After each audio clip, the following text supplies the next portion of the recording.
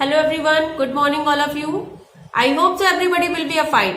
So let's we start today a new chapter in a civics, chapter number 8, confronting the marginalization. In a previous chapter, the understanding the marginalization we just already read out, and I send a previous video a PDF form. Okay, so connect the chapter number 7 and chapter number 8, understanding marginalization and confronting the marginalization. In a previous video we just read a marginalized group, just like Adivasis, Dalit and Muslims. Okay, and Dalit और Muslim और आदिवासी group जो है वो marginalised है, उनको उनके अधिकारों से अलग कर दिया जाता है, उनको वो सारे राइट्स नहीं मिल पाते सोसाइटी में जो उनको मिलने चाहिए. ठीक है, on the basis of the religion, on the basis of caste, on the basis of your the education. Okay, so अब हम लोग नेक्स्ट चैप्टर में चैप्टर नंबर 8 में ये रीड आउट करेंगे कॉन्फ्रेंटिंग मार्जिनलाइजेशन में. तो कॉन्फ्रेंटिंग का मीन्स होता है किसी चीज को फेस करना, कि वो मार्जिनलाइज्ड को कैसे फेस कर रहे हैं, जो ग्रुप्स हैं चाहे वो आदिवासी हो, दलित हो या मुस्लिम हो, कैसे वो लोग फेस कर रहे हैं कि उनके साथ में उनके अधिकार उनको नहीं मिल रहे हैं और उसके राइट्स के लिए वो क्या क्या कर रहे हैं. तो इन दिस चैप्टर अब हम लोगों को बहुत स्पीडली भागना है, क्योंकि अब हम लोगों को ये फर्स्ट चैप्टर है, उसी से रिलेटेड ये भी चैप्टर है. तो इसकी मैं आपको एक शॉर्ट समरी भी बताऊंगी अच्छे से, कुछ इंपॉर्टेंट लाइंस भी बताती जाऊंगी, तो इसलिए उसको अच्छे से पढ़ना. ठीक है, तो इसमें आपको बताया जाएगा इनवोकिंग द फंडामेंटल राइट्स. तो कि मार्जिनलाइज्ड ग्रुप्स के को क्या कहते हैं, फंडामेंटल राइट्स क्या क्या गवर्नमेंट ने दिए हैं कि वो अब उनको किसी तरह की सोसाइटी में कोई परेशान नहीं कर सकता है, कोई भी उनके अधिकारों को, उनके राइट्स को उनसे छीन नहीं सकता है. And in the second of the laws of the marginalised, government ने मार्जिनलाइज्ड ग्रुप्स के लिए क्या क्या लॉज बना के रखे हैं जिसका उनको फायदा मिलता है, और लोगों को पता होना चाहिए कि अब वो सारी चीजें इक्वालिटी पे डिपेंड हो गई. अब कोई भी पर्सन जो है वो अनइक्वल नहीं है, सभी को गवर्नमेंट ने इक्वालिटी का वो एक राइट दे रखा है. Next the protecting the Dalit and Adivasi right. Dalit और आदिवासी राइट के राइट्स को जो गवर्नमेंट ने जो उनको दिया है उसको कैसे प्रोटेक्ट करेंगे हम लोग, कैसे वो लोग प्रोटेक्ट करते हैं.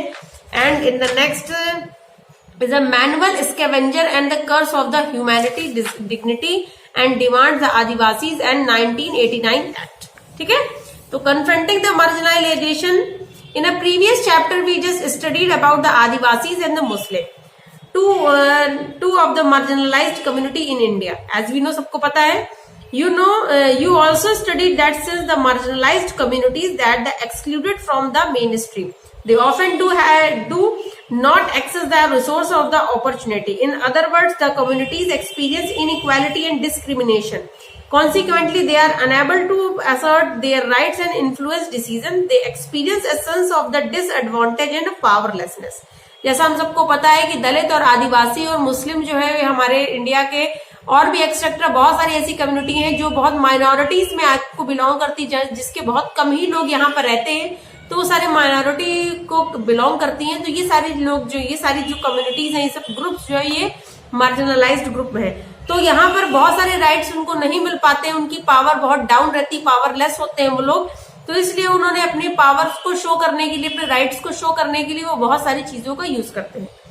And although the powerless they group did not sit idle, instead they protested, struggle, fought against being the dominated by the others and being excluded. They tried to overcome their difficulties through a number of the way, ranging from armed struggle, education, economic progress to even the religious solace. The choice of struggle has largely depended on the circumstances which is the marginalized communities find themselves in. अब जो powerless marginalized group है वो लोग अपने fundamental rights को बचाने किस तरीके से बचाते हैं, या फिर वो बचाते हैं आर्म्ड स्ट्रगल, लोग अपना हथियार उठा के अपने फंडामेंटल राइट को लोगों से ले रहे हैं, या एजुकेशन से इतना ज्यादा पढ़ लिख जाएंगे कि अब उनको मार्जिनलाइज्ड ग्रुप में नहीं रखा जाएगा. इकोनॉमिक प्रोग्रेस, उनकी प्रोग्रेस यानी जो पढ़े लिखेंगे तो अच्छी जॉब करेंगे, उनकी इकोनॉमिक कंडीशन जो है वो अच्छी होगी. And even the religious solace, अब रिलीजन को भी लेके हम लोग किसी भी तरह से उनको मार्जिनलाइज नहीं कर सकते हैं. तो चॉइस ऑफ द स्ट्रगल की चॉइस, लड़ाई लड़ने की चॉइस जो है वो कब आती है कि जब उनके फंडामेंटल राइट्स को वो नहीं ले पाते हैं अच्छे से, लोग उनको बहुत परेशान करते हैं, इसलिए वो लोग आर्म्ड एंड आर्म्ड का यूज करते हैं. And various marginalized group such as the Adivasis, Muslim, Dalit and women और also women stress also. Okay, So now we start invoking the fundamental rights. Fundamental rights से क्या प्रेरणा मिलती है लोग आदिवासी को, ये जो माइनॉरिटीज के लोग थे उनको कैसे चीजें पता चली कि these are the fundamental rights, और उनके फंडामेंटल राइट्स से उनको क्या क्या चीजें जो है इन्वोक करती हैं, क्या क्या चीजें उनको गवर्नमेंट से अच्छी मिली. So in the first chapter we studied about the Indian Constitution. You studied about the various fundamental rights guaranteed to the citizens by the Constitution. Not only the fundamental rights but the preamble of the Indian institution also the state. One of the aim of the Constitution is to provide the social economic justice to all the citizens. इसलिए government Indian constitution में उनके लिए बहुत सारे rights बनाए गए. Indian constitution में बहुत सारी प्रीमिनेबल थिंग्स बताई गई, जो बहुत सारी चीजें ऐसी कॉन्स्टिट्यूशन से थी जिससे ये प्रूफ हो सके कि all citizen are the equal.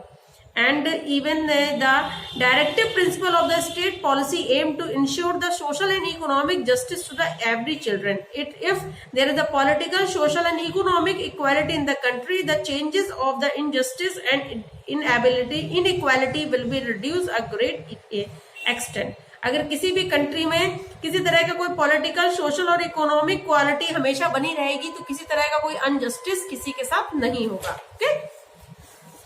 And ours is a domestic country and the constitution lays down the principles which make our society and politely democratic. These principles are defined through the various fundamental rights which are the crucial part of the constitution. You have learned earlier that these rights are guaranteed to every citizen and protection to be sought from the courts against the violation of any other of these rights.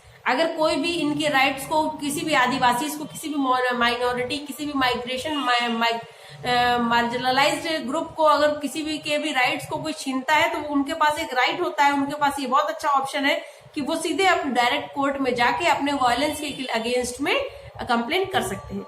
As regard the marginalized group, they have drawn to their rights in two ways. उनके rights जो है वो two ways में है. First, through the fundamental right, they have compelled the government to recognize the injustice inflict upon them.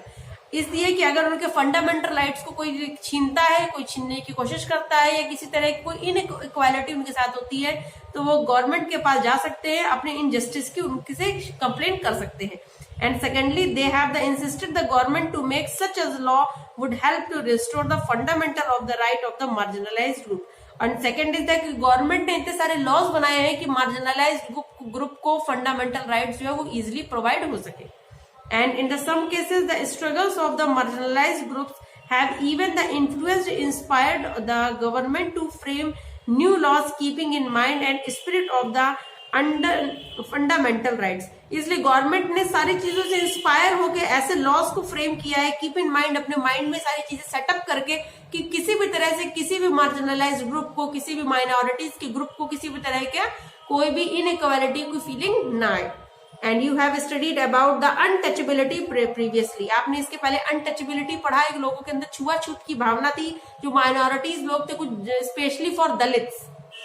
And it is the practice of the separation of the segregation followed by the upper caste Hindus against the lower caste Hindus.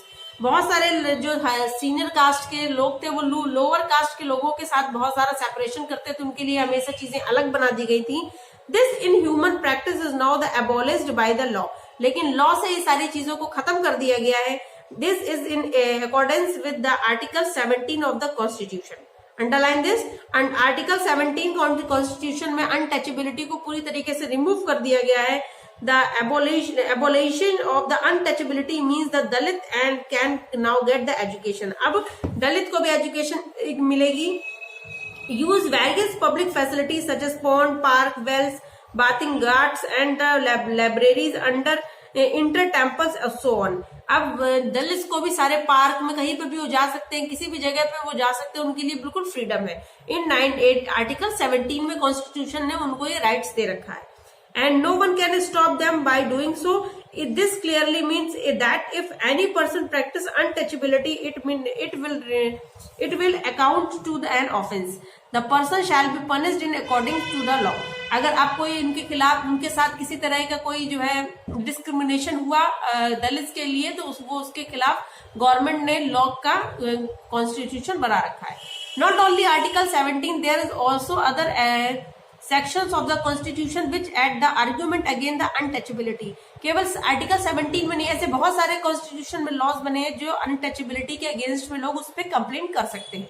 For the instance, according to the article 15 of the constitution, no citizen in irrespective of this and her race, religion,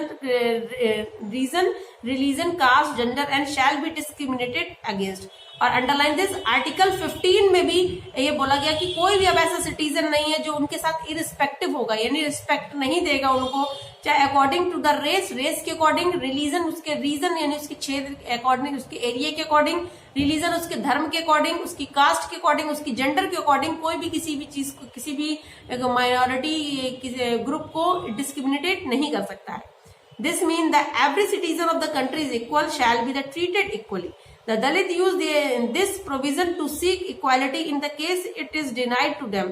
In fact, the term of the Dalit is used actively and deliberately by the various Dalit groups to bring the 4 and centuries of the discrimination which they have had the put up with in the caste system. Caste system के according दलित के साथ बहुत सारा discrimination हुआ है जो अब laws ने पूरी तरीके से कैंसिल कर दिया है. And the Dalits therefore they invoke their fundamental rights whenever they feel that they have been treated badly either of the an individual or a community. अब कोई भी दलित अगर चाहे कोई पर्सन उसको इंडिविजुअली चाहे उसकी कम्युनिटी से रिलेटेड कोई भी अगर उसको इररिस्पेक्टिव उसके साथ बिहेव करेगा, बैड बिहेव करेगा, तो वो तुरंत जाके उसके अगेंस्ट में कंप्लेंट कर सकता है. And they can invoke the fundamental right even they feel that they have been treated unfairly by the government. This way they draw the attention of the government to the constitution, demand that the abide to be it to do justice to them. इसलिए government ने बहुत सारे laws उनके लिए बना रखे ताकि उनको इजिली जस्टिस मिल सके. And the same sense with the is the case with the other minority group in the country. Other words, even they draw the section of the fundamental rights of our constitution. They have the particularly drawn upon the 2 fundamental rights. Right to the freedom of religion and culture and education right. As regard the culture education rights, minorities communities such as the Parsis and Muslim have right to act the guardians of their culture. इसलिए अब अगर बोला जाए तो बहुत सारे fundamental rights और भी सारी माइनॉरिटीज ग्रुप के लिए, कम्युनिटीज के लिए बने हैं. जैसे freedom, right to freedom of religion, किसी भी रिलीजन को आप मान सकते हैं, किसी भी कल्चर, किसी भी एजुकेशन को आप पढ़ सकते हैं. तो स्पेशली अगर बोला जाए तो पारसीज और मुस्लिम है, उनको ये राइट मिला है कि वो अपने कल्चर को वो पढ़ सकते हैं, यानी मदरसे वगैरह खुल सकते हैं, मदरसों में भी वो इजिली जो है वो अपनी पढ़ाई कर सकते हैं. And not only this, they even possess the right to make the decision as regard how the best protect and preserve their culture. और उनको डिसीजन लेने का भी पूरी तरीके से कमांड है कि वो अपने रिलीजन के ग्रोथ के लिए किस तरह के डिसीजन ले सकते हैं. Thus by the granting cultural rights and the constitution endeavors to ensure the culture justice to these groups, and constitution aim to provide the culture justice to them so that they are not dominated or the wiped out by the culture of the majority community. अब कोई भी majority community किसी भी minority community के rights को, उनके क्या कहते हैं रिलीजन को, उनके एजुकेशनल थिंग को, किसी भी चीज को जो है वो डाउन नहीं कह सकती, क्योंकि कॉन्स्टिट्यूशन ने ऐसे बहुत सारे लॉज बना रखे हैं. कॉन्स्टिट्यूशन अपना इंडिया का कॉन्स्टिट्यूशन ये चाहता है कि all person will be a equal. Okay so next is the laws of the marginalised person के लिए क्या क्या लॉज बनाए गए हैं. In the chapter 5 you have studied about the judiciary. You studied that the government makes the law in the parliament and judiciary interprets the laws. हम लोगों ने लास्ट 5 चैप्टर में पढ़ा है जुडिशियरी ने क्या क्या लॉज बनाए, पार्लियामेंट से क्या क्या लॉज बने हुए हैं. And the laws are made by the government to protect its citizen to run the government और the govern the country. Laws इसलिए बनाए जाते हैं गवर्नमेंट से ताकि वो सिटीजन के सारी चीजों को प्रोटेक्ट कर सकें और कंट्री के गवर्न को पूरी तरीके से इजिली रन कर सकें. And there are some specific laws which aim to protecting the marginalised group in the country. By the part from the laws there are the various other ways in which the government works to the protect and uplift the marginalised group. ऐसे बहुत सारी laws बना रखे हैं government ने जिससे minority group और marginalised group को अपलिफ्ट किया जा सके, उनको भी ऊपर उठाया जा सके. For example, this government initiates various schemes and policies and these may be the result of the setting to a community or the concluding a survey. In other words, the government may set up a community and undertake the survey to find out the needs of the marginalized communities at the base in such with their situation can be the improved. इस तरीके से government ने बहुत सारी communities बना रखी हैं जो सिर्फ ये देखती हैं कि मार्जिनलाइज ग्रुप को सारी चीजें अच्छी मिल रही हैं, उनकी सिचुएशन कैसी, उसकी रिपोर्ट जो है वो गवर्नमेंट खुद लेती है. Thereafter, on the basis of the survey or report or survey के according, the government launched the various scheme and the policies so that the marginalized group are given ample opportunity to growth, develop, and this way it's tried to promote the social justice. इन सारी schemes को देख के, सारे सर्वे को देख के, report को देख के गवर्नमेंट ये नई नई स्कीम्स और पॉलिसीज बनाती है कि किस तरह से मार्जिनलाइज ग्रुप को और ज्यादा इम्प्रूव और अपलिफ्ट किया जा सके. Next is the promoting social justice. In previous chapter, you studied about the tribals and Adivasis. In India, the state of the is committed the welfare and the development not only the Adivasis, other the marginalized group, but also it is the people in general. This is because India is the welfare state. India के state में सिर्फ ये ऐसा है कि सारे India के constitution में बताया गया कि हर एक ग्रुप को जो है वो अपलिफ्ट किया जा सके, चाहे वो मार्जिनलाइज्ड हो, चाहे वो अदर ग्रुप्स भी हो, चाहे माइनॉरिटी हो, चाहे मेजोरिटी हो, क्योंकि इंडिया हमारी एक वेलफेयर स्टेट है, सबके लिए एक अच्छा बेस्ट रिजल्ट देना चाहती है, बेस्ट कम्युनिटीज को चाहती है. The preamble the directive principle state policy fundamental right and specific section of the constitution are proved of the commitment of the state to its people. इतने सारे राइट्स को बना के गवर्नमेंट जो है वो कॉन्स्टिट्यूशन में इतने सारे राइट्स बने हुए हैं. By the working of the welfare of its people the Indian states try to bring out the political, social and economic justice. And but this is how this brought about the following are some ways. किस तरीके से Indian state ने, हमारी government ने, constitution ने political, social और economic justice के लिए क्या क्या राइट्स बना रखे हैं. दीज आर इन फिलो. Okay. Number 1, the rights of the equality is discourage the discrimination of all kinds. It gives all the citizen right to equal opportunity. Right of equality में सारे citizen को जो है equality का right है. Second, the right to freedom guaranteed all citizen right to do work of their choice, provide that the work does not violate the law. सारे right to freedom में कोई भी पर्सन किसी भी तरह का कोई भी वर्क कर सकता है अपनी चॉइस के अकॉर्डिंग, केवल लॉ उससे डिस्टर्ब नहीं होना चाहिए. Number 3, the right against the exploitation protect all the citizen. ठीक है. exploit from being the forced to do any work. It also protect citizen of being the forced work without pay.